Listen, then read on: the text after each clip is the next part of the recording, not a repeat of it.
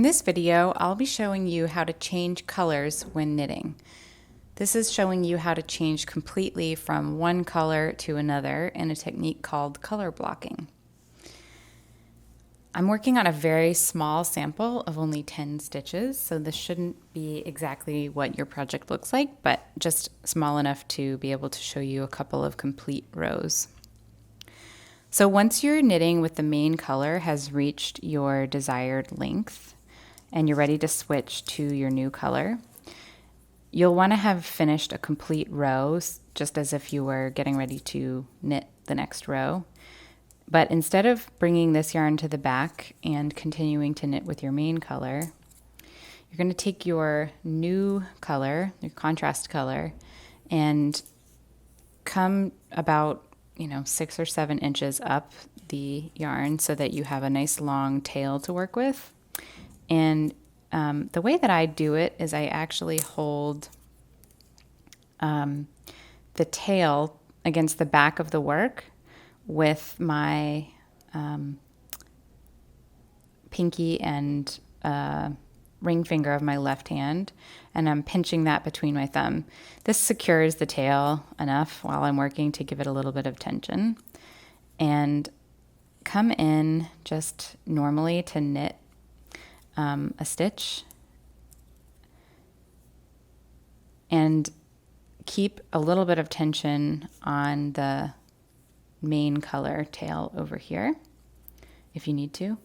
And you're going to throw that first stitch using the new contrast color. So wrapping, you're going to pull your very first stitch through and slide this old stitch off the needle. And you can see that things are looking a little loose here. So tug the main color tail like that, and that will tighten up that last stitch around the new yarn and maintain the grip on the new color on the back. And just keep knitting a few stitches. It may be a little loose at first, but once you get further into the row, the yarn will catch and you'll be able to knit a complete row with your new color.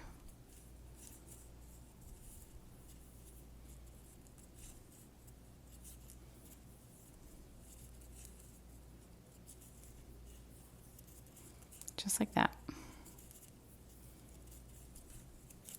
So you can see that that very first stitch is just a little loose because you've got your tail just hanging out here, and then the main color is still coming a little loose there.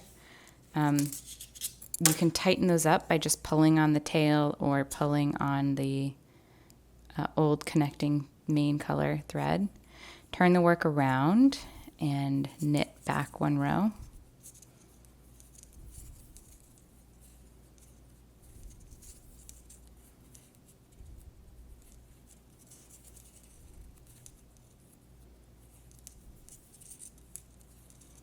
You'll find when you get back to the end where you had first added your new color, you'll want to take those first couple of stitches just a little carefully because the yarn is all very loose here. So again, I'm going to pinch the tail here between my thumb and middle finger behind the work,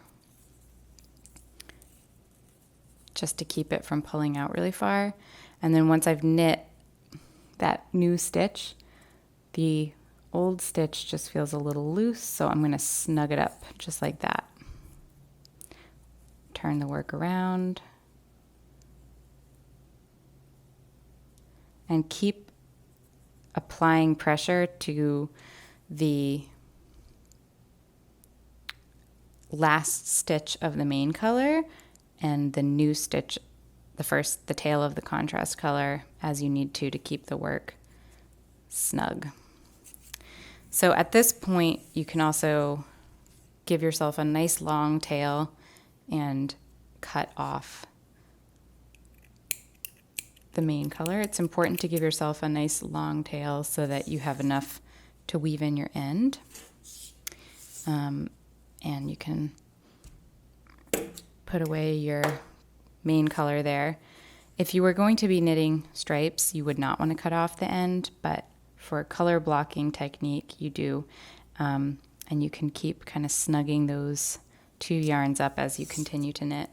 When you're ready to weave in your ends, you'll want to make sure that you weave in the main color into the part of the work where it's going to disappear entirely. And when you're ready to weave in the tail to your contrast color, that will go up into the upper part of the work so that your ends disappear entirely into their own color.